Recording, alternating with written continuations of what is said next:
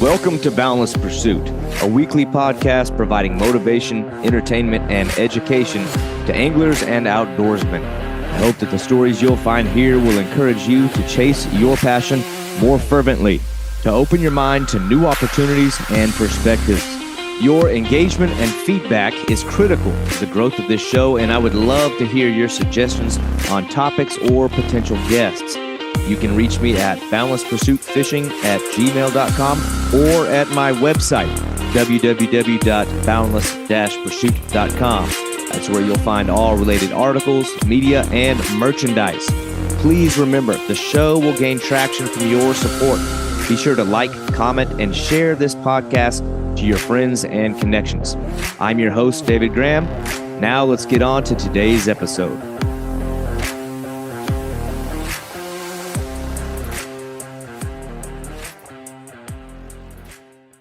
I've got a special guest today and a guy that I've known for a very long time. And he's got a very important message with regards to preserving our native species here in the U.S. Drew Geving is one of the founders of roughfish.com, a long-standing hub for multi-species anglers and a site that I have been affiliated with for over 20 years. Roughfish.com and what it's branched out and evolved into has been one of the top sources of information and media for non-traditional game fish. And what started as a core group of anglers with a shared interest in the pursuit of lesser-known or desired species of fish has really turned into a group of die-hard stewards of conservation. And Drew and his friends are now fighting the good fight through their nonprofit Native Fish for Tomorrow, where guys like Geving and Tyler Winter are taking action with the No Junk Fish bill, seeking pretty common sense protections and regulations for our native species that have historically been considered rough fish or trash fish.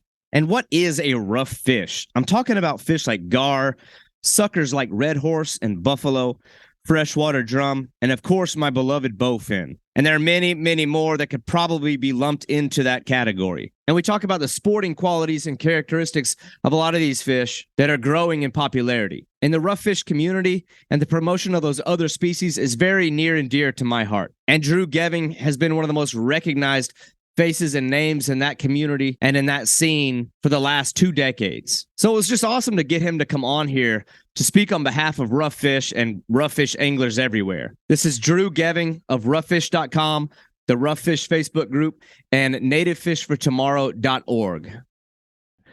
So we've been talking since I was a little kid, but anyway, let's dive into it. So Drew, finally, after all these years, we're actually having a conversation.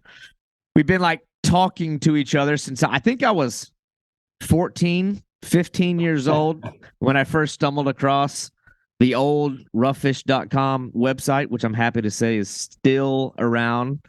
It's like, I don't know, this day and age, those kind of forum designed websites are becoming like relics of the past. But it's good to finally talk to you almost a double a lifetime later. Right? It's amazing. This is the first time I've actually spoken words to you, but having known you for 20 years or something on the internet community, it's wild, man. So just thanks for inviting me, man. Yeah, for sure. Well, I knew when I started this podcast thing, I wanted to kind of go that, obviously the rough fish route to a point, multi-species, different fish, some variety. But I mean, my origins as an angler, or at least I don't know, my trajectory or my path down multi-species fishing has deep roots in your website, like you and your brother, y'all's website, roughfish.com. And I think I speak for a lot of people. Like, I don't know, man, it was pivotal to setting me on my path to, I don't know, fishing for different fish. So I knew when I had kind of like brainstormed this concept or this idea of doing the podcast, I was like, man, I got to get Corey or Andy or both or some of the rough fish guys on here and finally have the real conversation, because I don't know, I feel ashamed that in 20 some odd years, I've never done any of the meetups. I never went out of my way to like come up there, and I've fished with a couple of the rough fish guys over the years, but never any of the big meetups. But yeah, man, it's crazy. 20 some odd years later. Yeah, right. It's amazing. I would love to come visit you in your current state down there in Florida, though, man. I got some business to attend to down there for sure when it comes to fishing. Oh yeah. Well, it's obviously, I mean, I know you've come down here a few times. I don't know if you've been down here since I've moved down here. It's It's been a while five now. 5 years ago, but whenever you make the trip back, it's obviously a wonderland. And I'm only getting a little bit better and better and better at how to fish this place. Excuse me. But yeah, man. So I want to kind of dive into the rough fish thing because that's a term that I'd never even heard until I saw your website. For me, it was hearing the term trash fish. It's trash fish. You have got game fish and you have trash fish, and there's no in between. And, obviously, this all occurred kind of when, I don't know, there was no social media. You had Yeah. some websites devoted to other fish were like so few and far between, but I was real heavy in like the bowfin and the gar thing at the time when I first found your website. And I was just happy to see that like I'd sort of, I don't know, man. I was like sort of on my own path as like a young teenager, realizing I was more interested in having some variety than only chasing those same old fish. I was more interested in, I don't know, those other fish. So when I came across y'all's website and saw like-minded people, that was like the best thing for me. So the community was strong. The information resources is pretty much all you could find. And actually, to this day, it really seems like roughfish.com probably has some of the best, if not the best, like species identification pages you can find anywhere on the internet. But I don't know. I guess I'm curious now today, like what was y'all's motivation in even making the website to begin with? Like where did that start? Wow, where to start? First, thank you for all those kind words. And folks have often kind of said the same sentiment where they stumbled across the website back in the day when formative angling years where they were trying to figure out, oh, what's this fish? And they Google it and we came up and they find there's a cool community there. And like you said, there was only a few sites around at that time. I'm sure you remember the Gar Angler Sporting Society Uh-huh. website back in the day that had a forum and all that, at the same Yeah. time as roughfish.com back then, creating communities. Um, and it honestly started out with just Corey, my brother Corey, and I were always multi-species anglers and just kind of exploring the unknown in our home waters, and just the lack of information about that was really kind of disappointing to us, and so it started out as, hey, let's show off to all of our, kind of buddies. It was almost like back, like you said, back then there wasn't social media or anything like that, or hell, smartphones, so it was just a Mm-hmm. way you could dial in on AOL and go check out, the catches Yeah. from people that joined the community, and it quickly became a way because it grew, and we got exposure kind of nationally, and it just sort of evolved into, this is a place where we talk about how cool these other fish are, and sure, it includes game fish. We don't discriminate, especially, way back in the day, it was have fun catching whatever you can. Mm-hmm. And, it's fun if you can get out and explore your home waters and learn more about the fish that live there, And then it quickly became, outside of our community, there's almost like a disdain for these fish that you see when you're out on these rivers. We've all seen it, right? And it's sort of oh, that's a carp, right? What are you catching? More of those carp, or and and there's just an education factor that needed to come into play too. Mm-hmm. So it sort of became important to us to, and again, this is the pretty long archaic internet that was 25 years ago or whatever. So I mean, we quickly, after choosing the name roughfish.com, sort of out of a hat, we didn't know what we wanted to have as a website, but that was sort Yeah. of a catchy word, sounded kind of cool, and people Mm-hmm. kind of knew, at least up here in the Midwest, what that means, what kind of group that fish means. And we started just like focusing on having good species accounts over time. And the Google algorithms and things kind of like that, so our images started pulling up towards the top of results, and a lot of them still are today, which is Yeah. amazing, and a testament to the guts behind the website that we build. But it's I guess to answer your original question, the impetus of why we started roughfish.com, it was really to celebrate these fish that we felt weren't getting enough respect, Mm-hmm. or people weren't challenging themselves to think outside of the 5 or 6 game fish, and we see, um, you know, it's a chance for people that don't have a lot of, I wouldn't say a lot of means, but you don't need a big fancy boat to go, chase suckers or drum or around here, or Right. you can get by with a canoe back in the swamp and go catch some gar and bowfin, and it's that kind of adventure that anybody can learn how to go catch walleyes or trout or bass, right? There's 1,000 books written about it. Yep.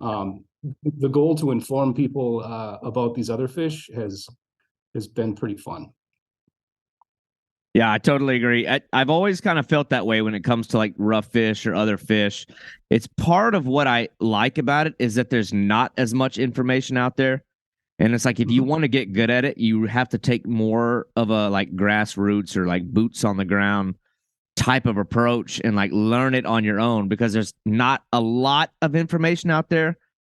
But what immediately like that I recognize is like the little fringe groups of people that do it are much more welcoming, much more of like an open book, much more willing to like invite new people in. I'm like, this is like the kind of culture and environment that I want to be a part of. And it's like, you don't necessarily, I mean, you can get a little bit of that too in like, I don't know, the sport fishing groups, but you also run into a lot more of like people that are approaching fishing from more of like a competitive standpoint, which I enjoy a good competition. Y'all have the species competition, but it's more like of a friendly thing. Yeah, but I don't know. I encountered a little bit more negativity when it comes to, I don't know, more popular fish that like everybody's trying to pounce on this one resource.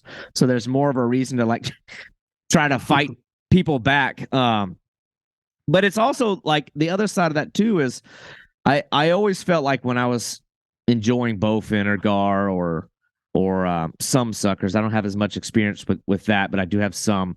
But you always felt like you had like a cause, because I was very impacted from the time I was a young kid when I was more in like the bowfin gar thing. Like that was like my heavy, to this day, it's still my thing.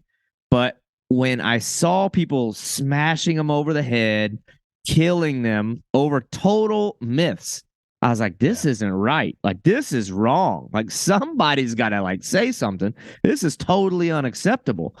And so it's like, you almost feel like with that kind of fishing, you have like a cause, or like you have this like responsibility as a sportsman to like right the wrong. So I don't know. I feel like roughfish.com has been crucial in that. I don't know. Y'all have gotten a lot of good exposure. I know Field and Stream has passed through like all these outlets, but yeah, I share the same sentiment. I think it's our responsibility as stewards of the outdoors, especially when you start talking about our native fish.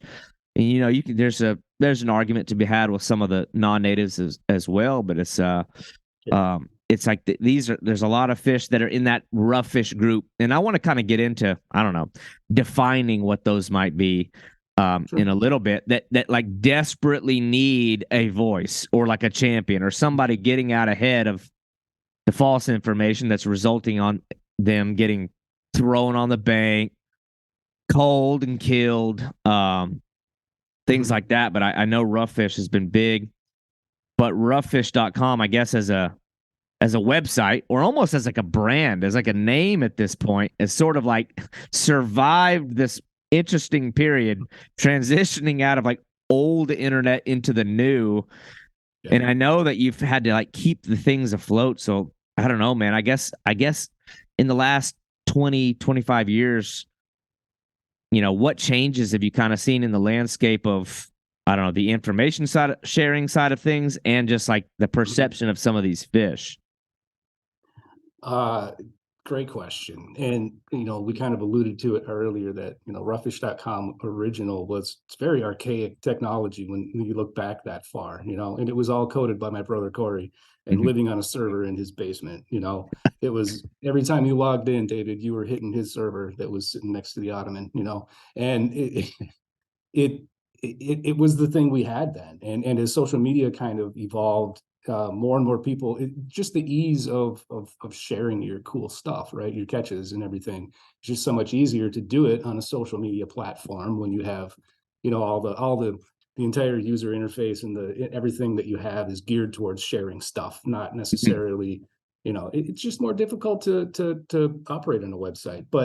And then it became more about smartphones and the ease of a couple of clicks. You got Instagram, you got Facebook, and so it's no fault of anyone that, websites like roughfish.com fell behind, and not falling behind in a way of like content, but the forum activities and things like Yeah. that, and and the sharing kind of the past, especially the past decade for sure. But thankfully we have our species accounts and pages. And the main focus, I mean, we've thought about just nixing the forum altogether, because sometimes you get a bunch of, okay, there's robot spam hitting us, or Yeah, I've seen it a few times. pornography or something, and this is down, and folks are getting in arguments about some crap.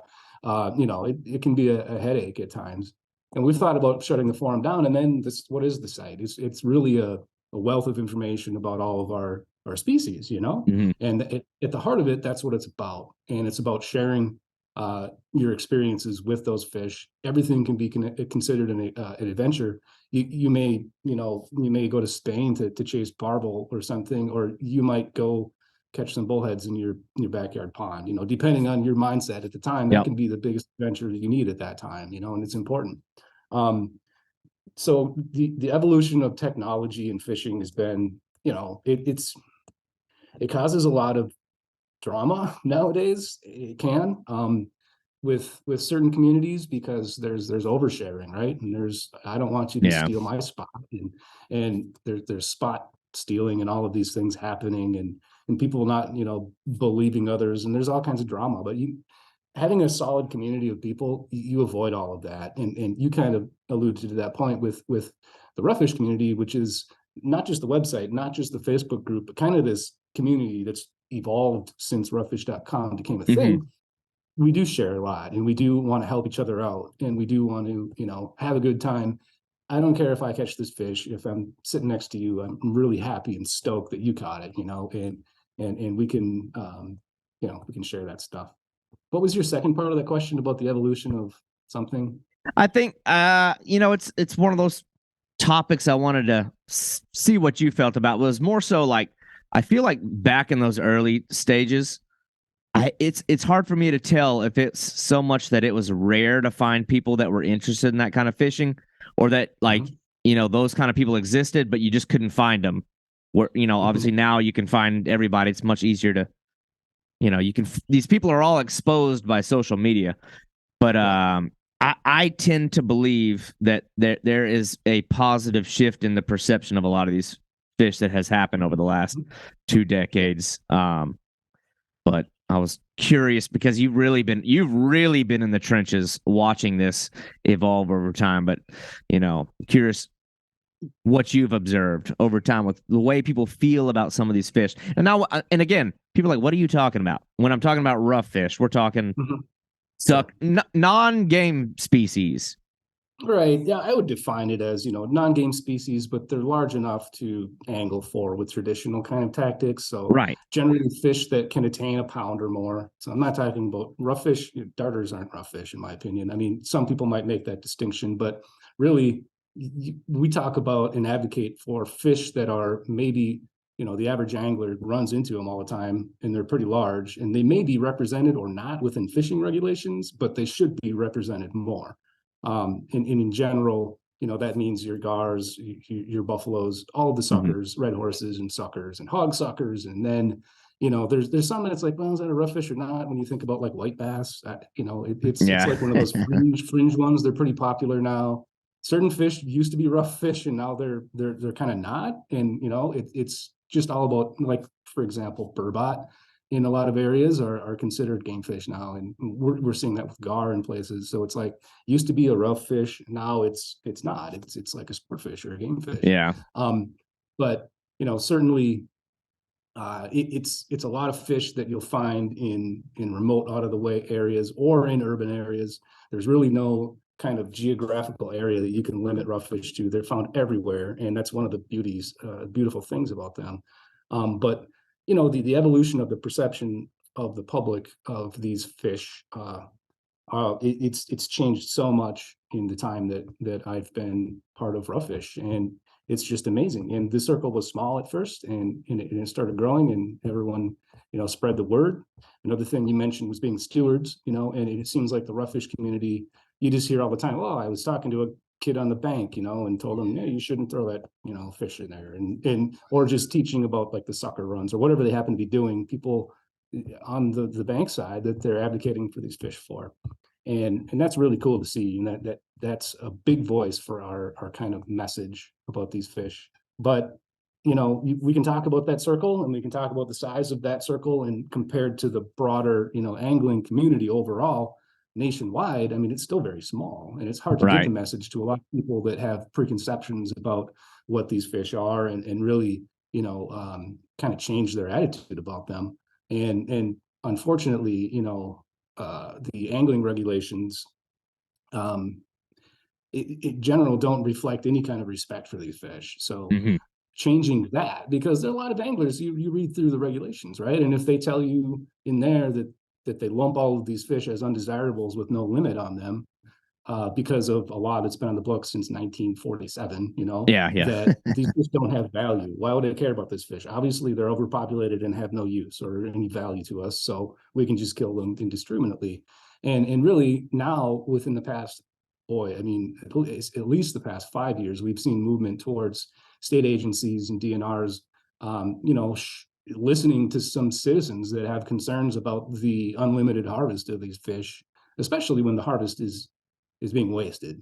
So there's one thing to harvest fish and use it and smoke up a pile of buffalo. Sure, if you use it, that's great. But it's another thing to throw that beautiful pile of native fish into a ditch, and that's where it becomes an ethical problem. Like you said, an ethical sportsman says that's not right, And for different DNR agencies to start listening to the majority, I believe, of people that feel this way, is going to be the next step, the next evolution of getting more respect for these fish in general. And it's just really, it's cool to see nowadays. There's everything from like the DNR agencies. I know a lot of really young folks now. They're like super gung ho on rough fish and the whole, whether it be multi-species fishing, microfishing too. And just appreciating the variety of native fish that we have. Some of them are going into the fishery sciences, and it's exciting to see them there making a difference too, because they're excited. They're they already have a knowledge of what they have seen in their fishing angling times and how they can make an impact within the agency. So it's kind of cool to see that. And just I can't talk about the evolution of the respect for these fish without talking about lifeless fishing as well. That's definitely something that my brother Corey and I believe we coined, and it was a thing back in the day where we just started keeping track of our own fish, right? Like, hey, this is fun, and then it kind of grew. I mean, there was a time where there was a while where I had the most species of everyone on the website. I think that lasted about 6 months, and now people have 10 times the amount that I do. But that really made people think more about, if I just researching these fish online and figuring out how to use these resources that are available to them, like Fish Map and things like that, and saying, all right, cool, it's Saturday, I can drive to Granite Falls and go try to catch a goldeye today and add it to my list and take a picture, and that really extended to people started traveling more out of state and learning things and buying fish books from different states. I'm gonna go to Illinois because I want a shot at a striper or something, or I've also dreamed of catching an alligator gar. So I through the community that we have, kind of where to go, right? Certainly you need to figure it out on your own once you get there, but where to go. So life listing and that sort of evolved into microfishing, I believe. I don't know that microfishing would be a thing in America if it wasn't for life listing, because it's really about, it's not, and I'm not shaming microfishers at all saying this, but it's definitely not about the battle. It's about finding a location and scoring that species, really. Right. And it's fun. It's fun to a ton of people, and I applaud them for it. But it's just a natural extension of kind of our life list system that we built many years ago, and it's still running today. It's a big giant database that you can, add all your fish. So no, I totally agree with that lifeless thing. I started with keeping track of it, but I'm the same way with you. I'm not even a blip on that radar. I think that species hunting side of roughfish.com, or just that, I don't know, the community guys that have those massive numbers, that is impressive, because that's like, it's sort of like I don't know. It's a quest where you can never catch all the fish. But when you talk about people who use like the term like the complete angler, or like you want to become more of a complete angler, to me it's like there's a direct correlation with, and I get if you're talking about styles, like I can fly fish, I can use conventional gear, I can use spinning gear, I can use this and that. Um, but I think people's like species count is like that's interesting to me because there's so many different tactics you have to use to tackle all these different types of fish. Like your brain has to be so in tuned with the environment to understand like the different approach that, something as dramatic as an alligator gar compared to something as, maybe tiny as, I don't know, the rarest. I don't know my micro species. I simply don't. But it's never really been my thing, but I can totally see where those guys can get lost and become crazy in the pursuit of growing that list. But man, some of those guys that have those wild species lists, I think it's impressive as hell. I think it's as impressive or more than folks who have just a handful of gigantically massive fish. So it's like, pick what's more important to you, but totally agree. Well, goals. People have different goals. It's certainly interesting to see how different people's paths kind of form in their angling. Yeah. Cool. Well, it's easy, and I want to get into this side of things, and you started to allude to it. The efforts, the conservation efforts. Now that is something I've really enjoyed watching. I hate saying that I'm watching it from the sideline. You try to promote the fish the way that you know how to do, but it's fishing's, especially in today's day and age, fishing's become one of these things where it's like self-fulfilling. Like, how can I help myself to these fish? How can I don't know, build myself up on the backs of these fish? And not so much, I don't know, getting involved with a cause. When I was first jumping into rough fish groups, it's kind of like, you're jumping into the club. Like you're behind the walls. This is where I can go to not hear people talk about that these are trash fish. This is a space where I can talk to like-minded people. But now today, seeing especially a lot of the familiar faces that I've watched for the last decade or two, coming from the other side of that wall or leaving those spaces to go out there and champion these fish, that is awesome. And I think that, you have really taken this baton and carried it so far. And now I know you've established this nativefishfortomorrow.org. And I really want to know more about that because I think that while it still sort of echoes from the roughfish.com thing, it's more of a conservation effort, that there's a much more structured approach behind that organization to affect change that transcends beyond just writing an article, making a post, talking about how fun the fish are. It's I know that y'all have actually got like, I don't know, legislative type work going on, but tell me about some of that because that's become a real fun thing to watch y'all doing. I feel like Minnesota, where you're from, has kind of like led the charge on, like, I don't know, across the country for how to push for these fish. But tell me a little bit about that you've started. Sure. Native Fish for Tomorrow is a nonprofit that we formed March of 2022. It was essentially, there's been a group of us really hardcore rough-fish guys for a long time, who decided it was time to get a little more serious and take some action on this. And it was a mixture of things that kind of led up to that. There was some controversial things happening with live scope and stuff, and some, there was a video at the time that had come out. I don't know if you recall that, but some guy had drilled a hole in the ice, found some wintering short-nosed gar, and basically dropped a spear on 100 of them or something.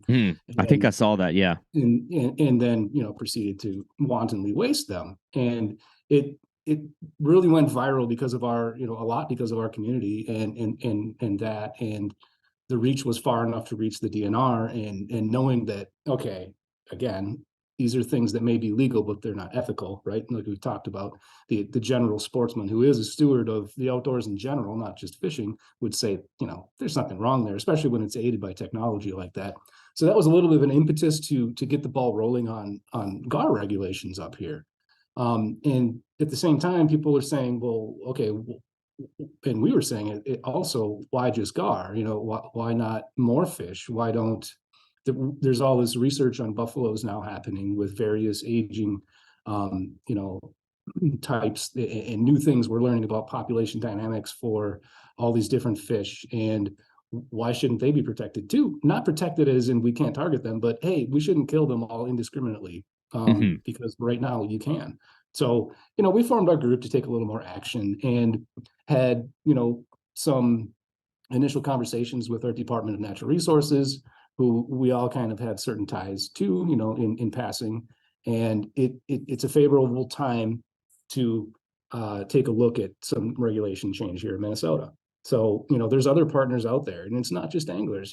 These fish are important to. I mean, eagles need to eat gizzard shad and red horse, and you have native mussels that rely on these fish to be their hosts. And there's just all of these different. Every time you peel off a layer of the onion, there's more importance to these native fish and how they add to the ecosystem. Whether it's through nutrient transfer on their spawning runs, or whether it's from just the fact that they provide forage for predator fish. So when you think about all the arguments there are for the benefits of native fish in the ecosystem, we have groups like the Isaac Walton League and Friends of the Mississippi River and others that might not be anglers, but they realize the importance of these fish. And so once you start to network with people like that, it just makes your case stronger.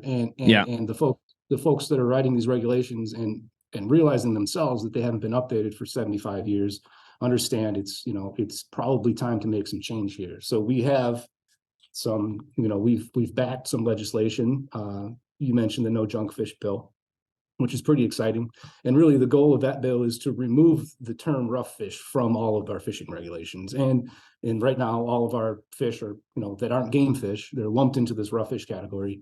And we're looking for at least families of fishes being called out and say, yeah, maybe the limit, it's not unlimited anymore. Maybe it's 20, but that's probably enough for a day for your family, and the DNR is taking these under advisement. And now we have what's called a native fish work group within the Minnesota DNR, and there's representatives there. It's brand new. The first session is actually coming up this next week. But there's representatives there from the bow fishing community and the commercial fishing, community, which obviously those are two communities of people that, one, it's their livelihood that's on the Yeah. line here, and we need to account for that. There's very large buffalo harvest and catfish and things up here. And number two, the bow fishers, that's part of their tradition, and we need to respect that as well. But having all of these different they all advocate for it in a different way, but how do we come to common ground? It's really going to be Hmm. interesting how this all shakes out in Minnesota.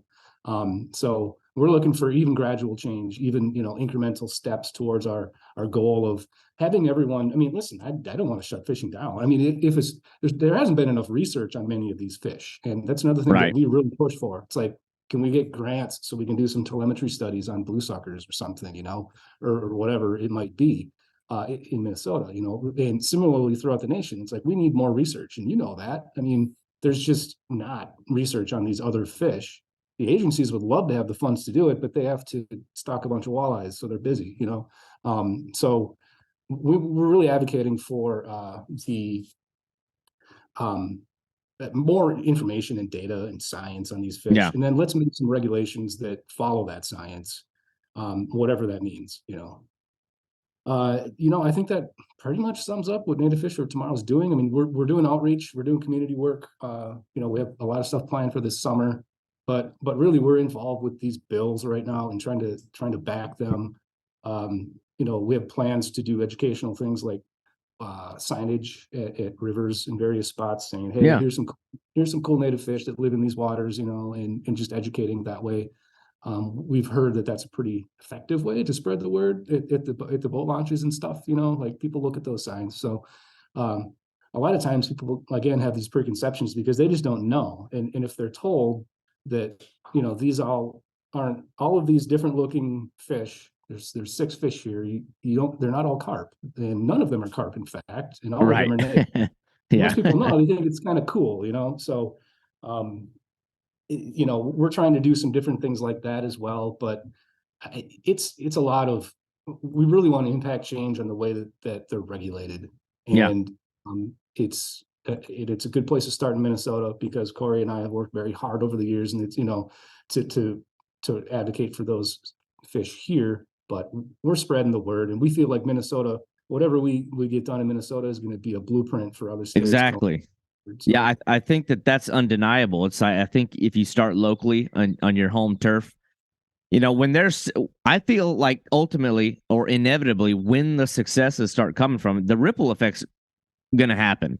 Because these type of agencies that are especially involved in conservation, they're going to want to like follow what's working in other places and take I don't know, a case study that has some tangible evidence that things have worked out well for them and then mimic it.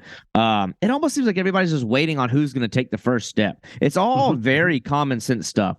Anybody who, it can be people who have nothing to do with fishing, can sit and look at images, those horrible images we've all seen of, piles of dead fish and things like that, and respond with outrage. But I feel like that is where y'all have excelled, because you've definitely chosen the right approach and the right voices to speak on behalf of this. Because what you don't want to do, and what I see a lot of people do, is almost take up arms and like want to wage war on like the other side.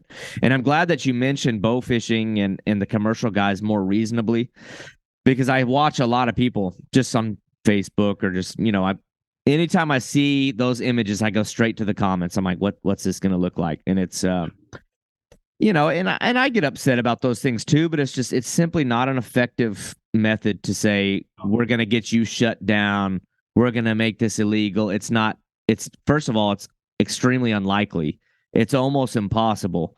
And it's just it's not the way to gain buy-in, especially if you're trying to meet the opposite side, which a lot of times when you talk to these folks, you're not as different as they think. But y'all's approach has been awesome. I want to give a special shout out to like Tyler Winter, who's really been in the mix. I like his approach because he seems like he comes at this like, I don't know, very practically. He can speak the scientific language. He can speak a very practical way.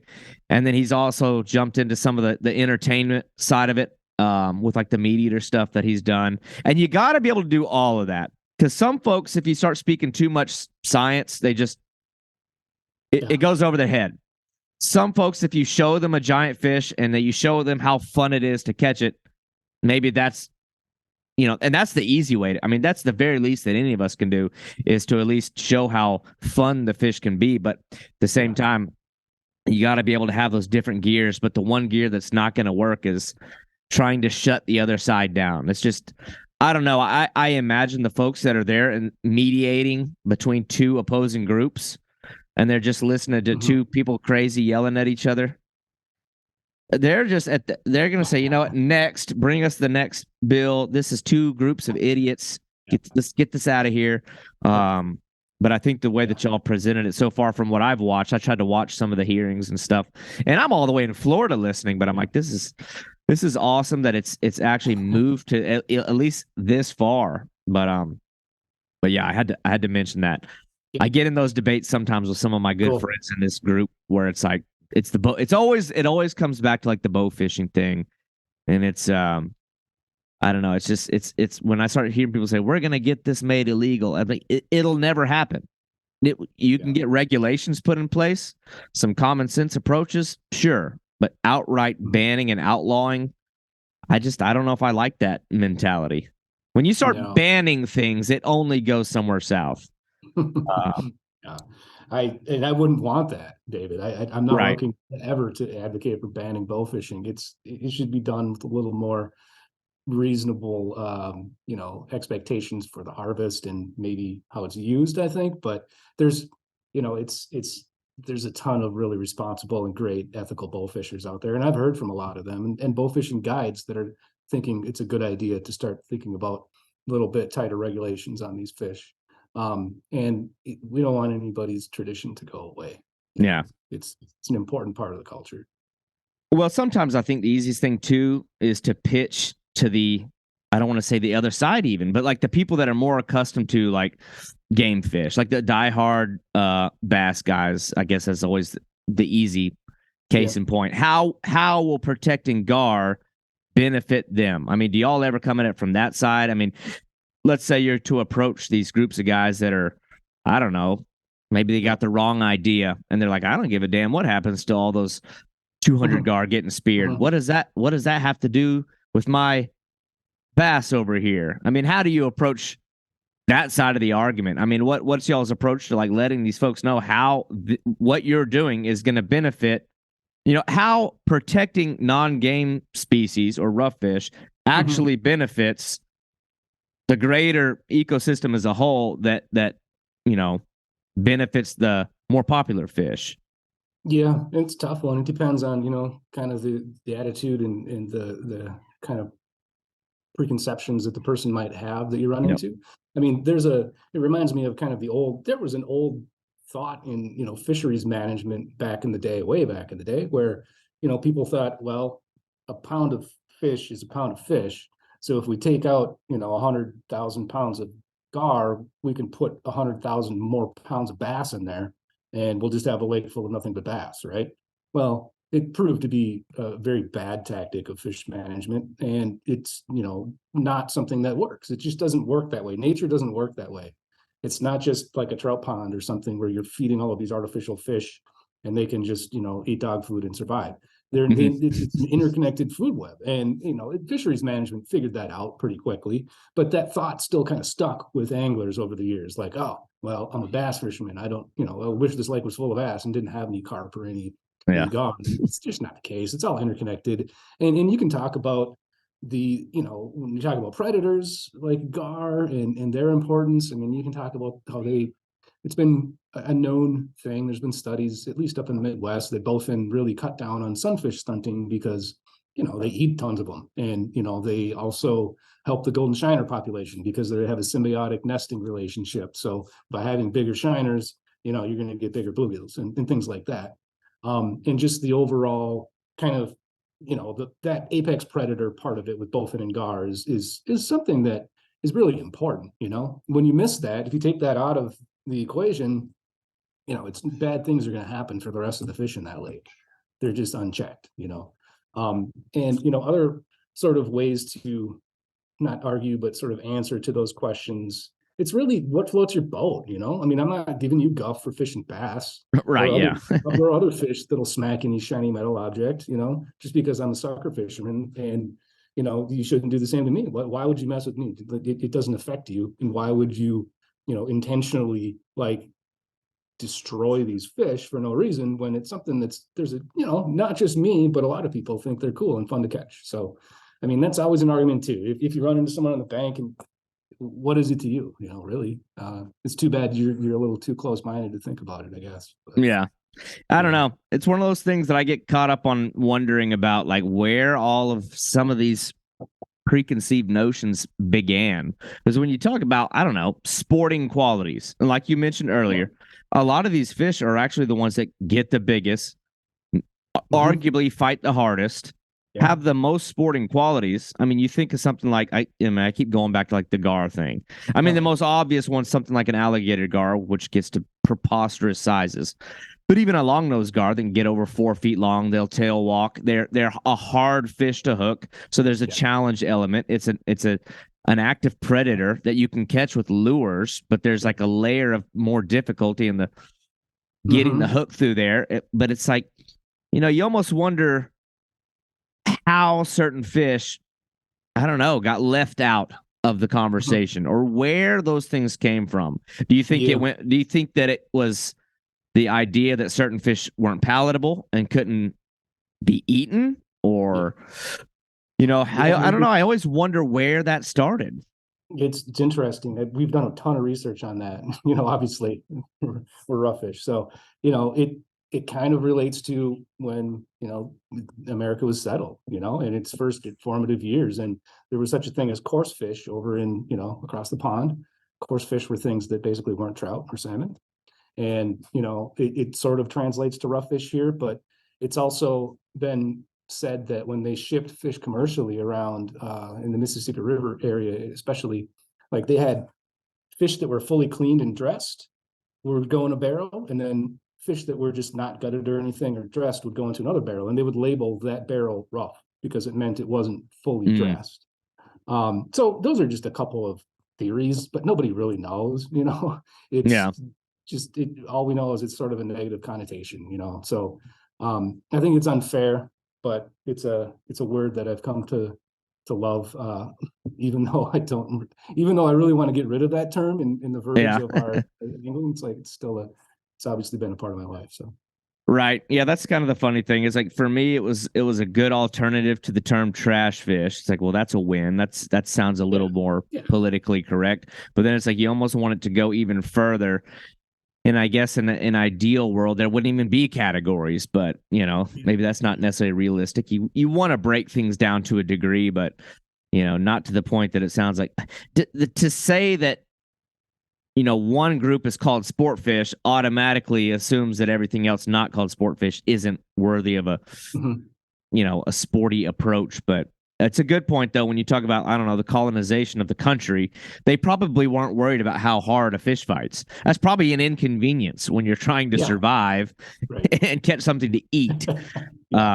So, yeah, it's a good point. But anyway, we'll jump into some other things. I know you were recently, I was looking at your page. It looks like you're recently in the Carolinas, my old stomping grounds. What were you doing out there? A NANFA convention? North American Native Fishes Association had a convention down there, and it's been a good time when I've gone before, and it was really an excuse in middle of March when we have 3 feet of snow here in Minnesota. It was like, okay, convention's a good, a good excuse to go down and get some warm weather. But it was a great time, and got to do a little presentation there about native fish for tomorrow to the group. And that was awesome. I mean, they've met us before on a rough fish kind of basis and stuff, but kind of letting them know that, hey, we're anglers. We're trying to make a difference where it counts. I mean, at the grassroots level, at the angler level, and how we regulate these fish. Everyone was so super supportive. And sometimes it's like preaching to the choir, like your audience is generally, more accepting of the idea of fishing for these other fish. You may say it's preaching to the choir, but sometimes the choir needs to sing a little louder. So you got to poke them, and it's the native fish community is fantastic. And each group has their role to play. I mean, we talk about Native Fish Coalition and Backcountry Hunters and Anglers, and you talk about NANFA and Native Fish for Tomorrow and Rough Fish. It's like we all kind of come at this from a different angle and what's important to us and what we think we want to strive for. So it was great. The fishing was kind of tough down there in the Carolinas, man, and I hadn't been down there before. It's kind of a cold snap, I heard, so that might have influenced things, but we did have a couple of spots that when the sun was shining, we really got into some suckers that were staging to spawn. So like for me to see a new species of red horse was just like a freaking, it was awesome, man. It was Christmas Day. We we caught the bronze and the slender red horse, which were fantastic. And then of course, the brassy jump rock, which I've always wanted to hear or see a jump rock. They have the coolest name in the world. Yeah. And they're basically like, the red horse's weird cousin too. So awesome to catch those in a couple of different environments. And then we did have a chance to do some night fishing and start a bonfire and cut flat and snail bullheads on a little river with cheap hot dogs. So that was a blast too. But, we fished around and tried a lot of spots in South Carolina, right around Columbia on the Broad River, and it was just not happening, man. It was not happening. So I lived in Columbia for several years, and I always found that area to be kind of tough fishing. I don't know why. I mean, I like certain parts of the Saluda River. The Broad River was not. The Broad River looked like it would have a ton of fish, and I always struggled. It's funny you mentioned, though, the brassy jump rock. I remember when I was living in Columbia, and that's when I met another old school roughfish.com guy, Josh. Is it Lyson?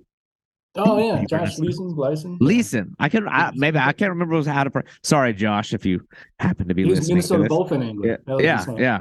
So we both were like started on the Bowfin Anglers group website, and then I jumped over to Rough Fish and saw that he was there. He might have actually been the reason that I went there.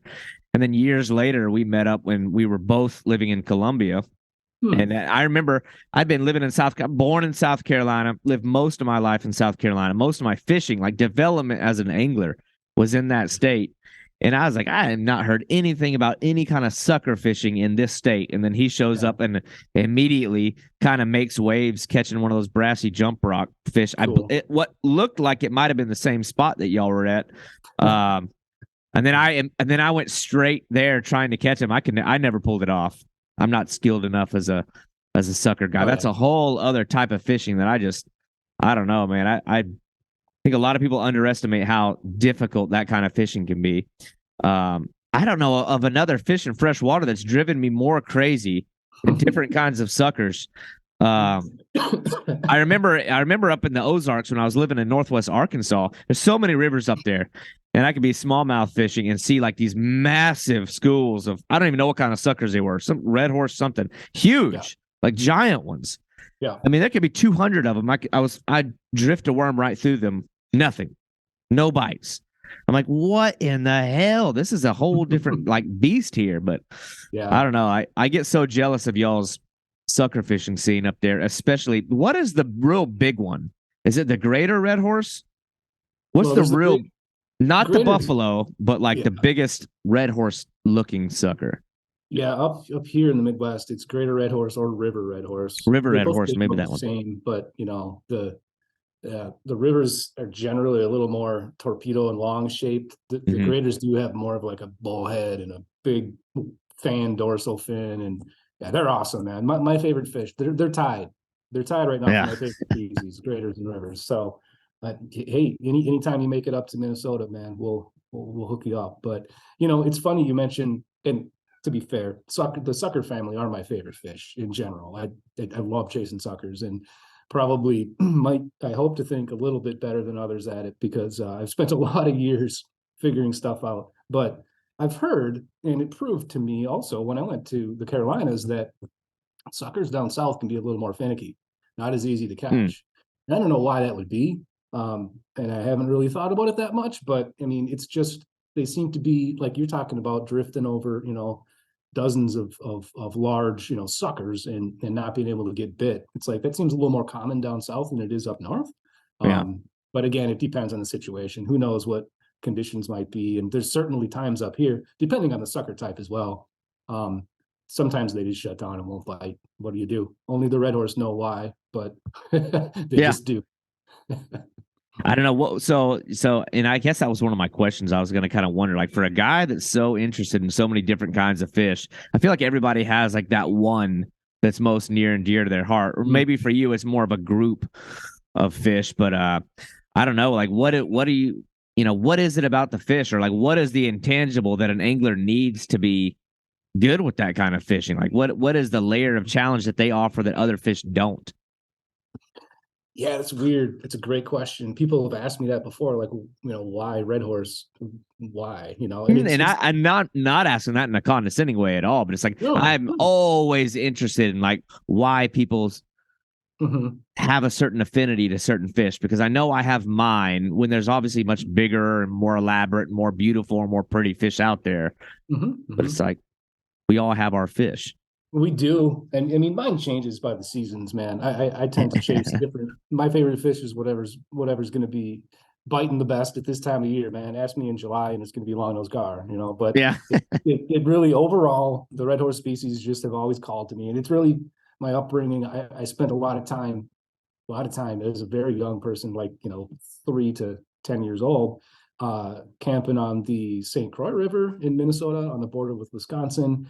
And it's just the mystery involved with those rivers like that and these fish, especially the big red horses like the river red horse that, it's just they're there. And until you target them, maybe you see them, but not until you actually angle for them and get one in your hands that you're like, wow, this thing is just living out there.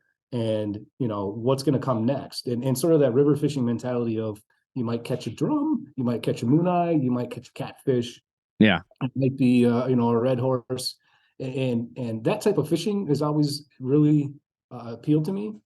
Just the mystery bag and the fact that you can catch multiple fish from a location if you figure them out. Now, there's also something to be said for pinpointing a specific fish and maybe sight fishing to red horse and really getting very specific to I'm targeting nothing but silver red horse today because it's, they're up here by the spawning shoals and they can sight fish for them. And it's super fun. Mm-hmm. But red horse, man, they're just shiny. They're pristine fish. They live in clean water. They are built to live in the current. They're very streamlined, like salmon or trout, and their spawning runs are just something to behold up here in the Midwest. When the river fills up, with the silver salmon up here, we call them, it's so impressive that this is just part of nature. It's something that we can all kind of witness and be a part of. And for now, thankfully, most of these species are plentiful, so we can enjoy them, and let's keep it that way. And now what qualm would somebody have with the sucker? I'm assuming like, oh, you put two and two together, or people assume things like, it's got a downward facing sucker mouth, so they must be eating all the eggs of the other fish. Like, is that kind of where people's mind? We don't have any suckers down here that I know of in Florida. I might be wrong. This far south, I don't know. Yeah, probably not too far south, but I think up in the Chipola and stuff, you got blacktail red horse for sure, maybe gray red horse. Oh, that's interesting. There's a few. It'd be really cool to see those. They're, I guess, the whole bottom feeder kind of thing, but right, yeah. you look at trout at the same time. I mean, what are the trout eating in the same river as the red? We catch trout that are just gorging up red horse eggs. It's like they're bottom feeding too, right? And they're eating fish. And that's the bad connotation with suckers, I guess, and the confusion some people have thinking they're all carp, and that's unfortunate. Yeah, I can see that. Especially when you talk about the suckers, like the buffalo, particularly. But that's one of those real fascinating cases. The buffalo, especially. I think roughfish.com is where I learned that those even existed. And then I knew ahead of time for whenever I actually encountered one for the first time. But that's another one of those interesting ones where here you're talking about a fish that can get 60, 70, 80 pounds native to this country. But a lot of people don't even know they exist. Don't even know that they're out there. Yeah. Just a weird thing. I mean, and again, that one's kind of a growing scene to a point. But I don't know. I feel like in America, we're not really tailored to sit and wait. It's almost frowned upon in a weird way. I get hell from people all the time, like, "Oh, you use bait, not lures." I'm like, you take a diehard lure fisherman, and that'll be the first guy that starts cursing and screaming and going crazy when the fish comes off or something doesn't go to plan. There's no patience. Yeah. So I try to tell those guys, if you want to like really forge your patience or build your, I don't know, fortitude when things aren't going well, sit and stare at a stationary line for hours and hours and hours and hours and just have nothing but hope going for you. It's not as easy as it sounds. It's like the Yeah, no, you're totally right. Yeah. When you're active and you're moving and you're, making casts and you're covering water, it's easy to not catch anything. Yeah. You're busy, and when you're doing that, you're anticipating a bite the entire time. Whereas bait fishing is like the bite always comes at the most inopportune time. Seems like it. Yeah.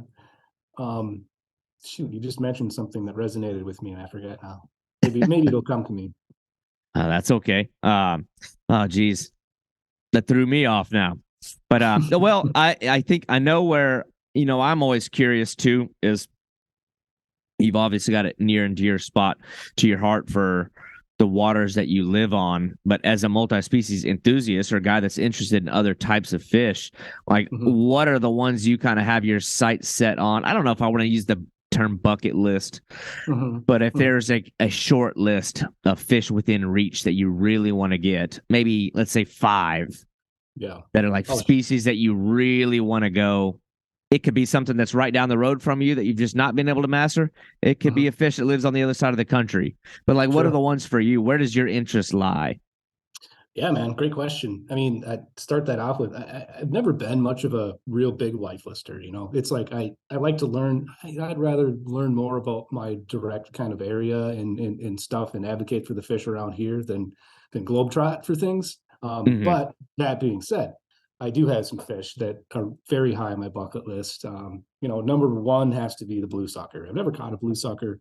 They've always been this unicorn in the Midwest, and through roughfish.com's entire history, it's been a big freaking deal when Yeah, somebody yeah. figures out a blue sucker and catches one legitimately, and more people try it. And the more we learn as a, sort of a hive mentality about, to get to your point about people being willing to share at least tactics and general timing information and things like that, people have narrowed it down a little further. So I'm really looking forward to catching my first blue sucker, and I plan to catch it.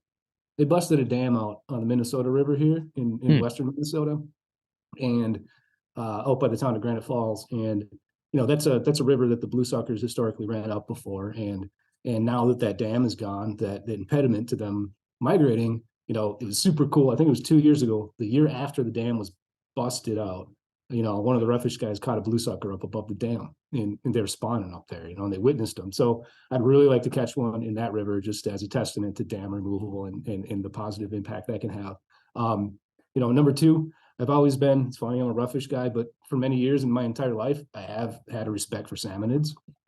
So, I grew up with a dad who really loved, the trout streams and stuff. And Yeah. my brother grew up that way, worm fishing, fly fishing, spinner fishing, whatever, and so I have gone places occasionally to target salmonids. So, we went down to Arizona a couple of years ago and got Gila trout and Apache trout.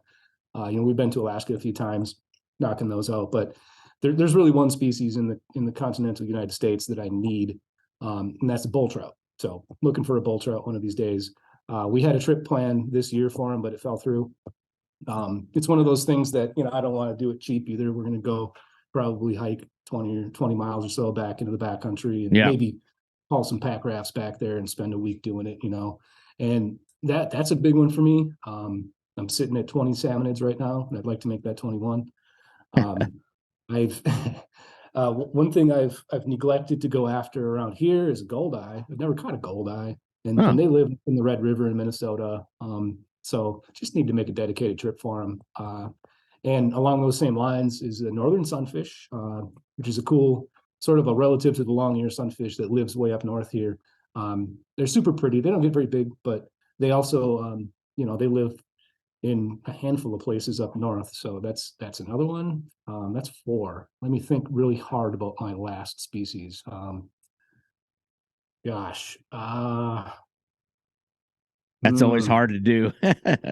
only have one left. Yeah, I mean, alligator gar is high on my list. It really is. Oh, yeah, yeah. I do want to go wrangle with an alligator gar sometime. I don't know if I'm prepared yet, but one of these years. And again, I'd DIY trip. That's the only way to go in my book. I'm not 100%. Yeah. I'm not a dude that's going to go hire guides to do things for me. So like it would take some preparation. Thankfully, I Right. have some friends, you included, I would reach out to for some advice, but I know others that have done it. And, it's an accomplishment for sure, especially for a Minnesota guy to go down there and be out of their element, baking on the mud down there and have some success. So, Yeah. Well, that's one of those ones just as an American angler. It's like you got to take pride in like your heavyweight champions. yeah, I've yeah, always looked at it like that, but it's funny. I share the same sentiment where it's like I very much am into like traveling to go catch these. I guess you'd call it a bucket list fish, but I mhm. I almost feel like I'm chasing like a very specific experience over the fish Yeah, because man. Yeah. and I have all the respect in the world. Like I never like to like frame my explanation for this in a way that like craps on guides because I admire people who make their living doing that stuff. Same. By all means, people need to support their local guides, the people that are trying to make a living. But in the same way, I've got certain fish that I feel like I could so easily just go catch if I just dished out the money and had somebody lead me to the fish. But I'm afraid that I'll come away from that experience like unfulfilled. So it's Mhm, like you mhm. really want to like do the research and like go at a very real risk of failure and like have to Yes. like work Yeah. hard to do it. Now, I am not above, and in fact, I really have gotten to a point now where I like actually like the networking process with other real fishermen because I'm fortunate, and a lot of it is through roughfish.com. A lot of it is through these similar types of groups where you just I don't know, you meet cool people that Yeah. maybe you'd be willing to go check out their home waters with them. Is that a guide? I don't know. Not really. Yeah. It's not the same thing. No. But I just came back from chasing the white sturgeon out in Idaho, and it was sort of the same thing. It's like at first I was like, I want to go to the Fraser River and I want to go down to those big mountain gorges. But I'm like, man, the only way to do that is like you're gonna have to get on one of those big jet boats with some guide service. And I was like, I don't know if that's really the way I want to do it. So it was a really awesome trip. We were like hiking down these canyons, like fishing from the bank with this guy who's like, he's a metal fabricator and an engineer at a local manufacturer who just happens to be really passionate and skilled at catching these sturgeon. And awesome. And we hit a home run. But on the other side of that too is it's funny you mentioned bull trout. Apparently, like where we were at was like bull trout like village or something. Like everybody's talking about bull trout down there, big bull trout area. I was like, I don't even know if I'd ever even heard of a bull trout until I was down there in Idaho fishing. We were at local tackle shops and stuff, and then they'd see me like, that I'm from Florida. Like, oh, what are you fishing for? Trout? I'm like, nope. Bull trout? Nope. But I'm the same way. It's like, I don't know. I get it to a point where you're doing something that flat out you're not going to be able to do it without a guide. Like if you're going to go overseas and things like that. But another one that's hemmed me up is muskie. I've never caught a muskie. I was like, I know I need to catch one. I like feel like for my style, it would like speaks to me as an angler. I love big toothy predators. I have to have a muskie, but it needs to be like, I don't know why I put those stipulations on me. Yeah. But I got this guy that I'm buddies with that lives in Quebec. I don't even think he barely speaks any English, but he fishes out of like an inflatable dinghy, and he just catches huge ones all the time. So nice. that might be my 2024 trip, but it's like I don't know why. But I'm right there with you when it comes to that. I don't know, man. I think you have to inject a certain amount. There has to be a risk of failure. Even though that sucks, yes, when you go all that way and then it doesn't happen for you. But yeah, I don't know. I echo your sentiments that I know a lot of fishing guides, and they're great, and I more respect to them than anything. And a certain, a lot of people, their time is valuable to the point where they want to be successful when they go out and they're willing to pay for it. More power to them. That's a great way to get out there and enjoy the stuff, enjoy the hell out of it. But to me, you only catch your first of a species once, and I'd like it to be memorable. And to me, that means figuring it out myself. Yep. But more power to guides. And I've kind of always thought that I would rather be a fishing guide and out on the water every day. So instead of stuck in the office, so more power to them. Yeah, I thought of it too. And then I kind of realized the reality of like, oh man, if all my like finances to support my family hinged upon whether or not I could put people on fish, that might, I don't know. I admire the guys that are able to, and a lot of them have simply mastered their areas. It goes so far beyond just being good at catching fish. That those guys, so I admire them. Same thing, but my buddies that live out there, if I'm gonna be guided, more so just by a guy that I know out there, it's like, when you don't have anything to gain from taking somebody other than to show them a good time, you're almost more enthusiastic about it. Because I have people that have come out here many times to Florida. I had a couple of the rough fish guys come out to Texas. And matter of fact, they came to the Red River with me. And we were not able to catch an alligator gar. And I felt terrible about it. I was like, damn. I did. You know what, though? I recently talked to, it was Eric, about that trip. And, he just had the time of his life down there. And that's the thing you get. It was a great experience, even though he didn't reach the mark of catching that species. It's memorable. And he's itching to get back, So yeah. We caught a bunch of buffalo. I mean, that was still kind of fun, but you always want to be like, you take it a lot more. I don't know. I love when guys come down and I'm able to show them my area and show them what I like to do. So, but anyway, it's fun. It's all part of spreading the, I don't know, the enjoyment for different kinds of fish. And it's like, who knows? I don't know, man. It's like when you have the knowledge and like you have the ability to affect positive change and you like consciously decide not to wade into that, not to share it. I just don't understand that. So I try to do little things here and there, but I feel like y'all have taken it such a bigger scale It's awesome what you're doing. I'm hoping to see more states get on board with it. Florida's okay though. It's kind of a weird place down here. I don't know. It's interesting. You don't see people hating different kinds of fish down here as much. Probably because the environment's too far gone with all these iguanas and pythons and knife fish and stuff. knife fish. It's like they're all embraced down here. At least the people that I've come across. Every new fish. I've never seen somebody want to kill a bowfin.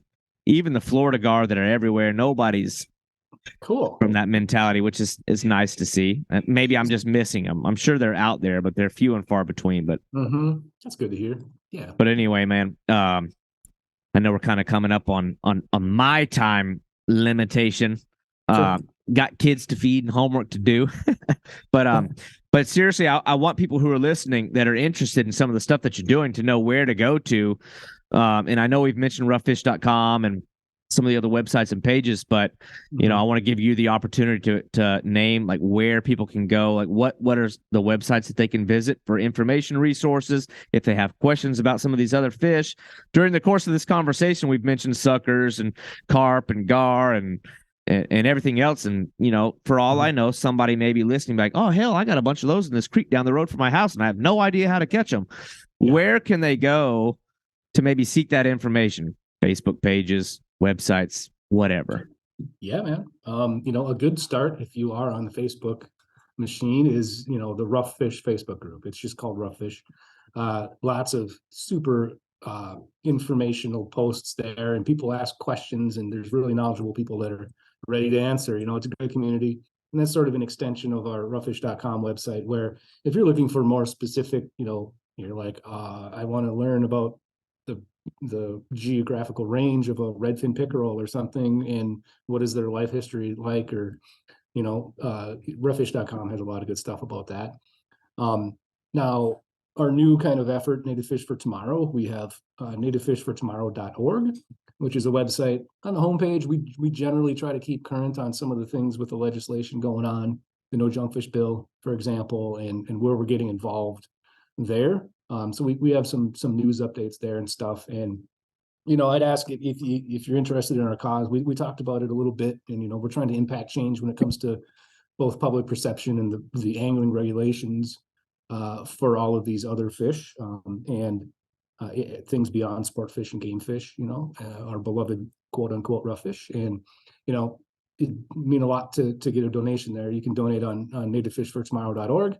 Every single penny goes to, we're trying to make signs for accesses about information, or we're trying to, put a little money aside here and there for, contributing some DNR grants to get some research done on some things. And, none of it goes in our pocket. So, and then, if you want to follow my exploits, I guess I don't update Instagram too much these days, but I plan on doing more once it thaws out outside here. But I'm roughfish_Drew.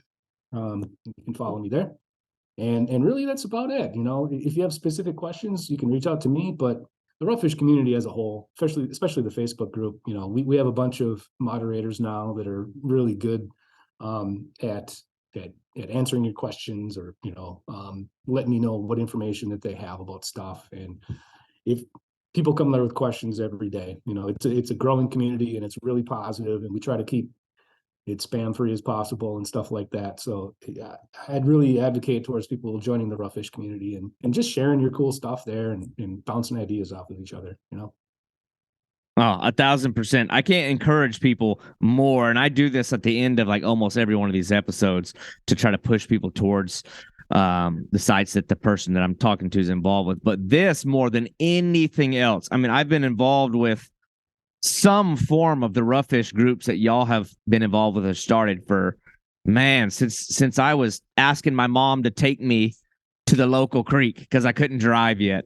And I've never stopped. It has always been the best resource that I could find anywhere for information on fish, people that are willing to share real information, not just generic things. You maybe get a little bit of both, but and very fast turnarounds. I can't think of another place anywhere on the internet where you can post a photo, even a poor quality photo of a fish that you can't identify, Guaranteed, one of the guys is going to be able to tell you what kind of fish that you caught. 100%. And it's going to come fast. So nativefishfortomorrow.org, roughfish.com, the Rough Fish Facebook page. Now, that's one that anybody can join, right? You don't have to sign up for anything, nothing. Anybody. Yeah. Anybody. Yeah. So absolutely. If you're somebody that just wants to share what you know, even better. But absolutely, if you have any interest in those other fish that live in your local waters that you don't know how to catch, trust me, it's worth trying. And those are the pages where you're going to get the information that you want. But Drew, man, been a long time coming. I feel bad that it's taken this long to actually talk to you normal instead of through text. But right. I really, really appreciate you coming on here, man. Great to talk to you, David. Take care, man. I'd love to talk to you again sometime. I think we could talk for hours probably here. So. Oh yeah, we'll be in touch 100%. I'm not going anywhere. You're not going anywhere. But yeah, we'll do this again sometime. Sounds great. Have a good one, David. All right, man. Thank you for listening to the Boundless Pursuit podcast. If you enjoyed this show, your feedback, comments, and reviews are very important to me. Also, this podcast is just one element to a much bigger content outlet. I urge you to head over to www.haverodswilltravel.com, where you'll find audio, visual, and written editorial content. That is 3 dimensions of awesome fishing content brought to you by a very dynamic team of anglers. I hope that you'll tune in next week as we continue to build this program and have interesting and skilled anglers each Thursday. Thank you for listening.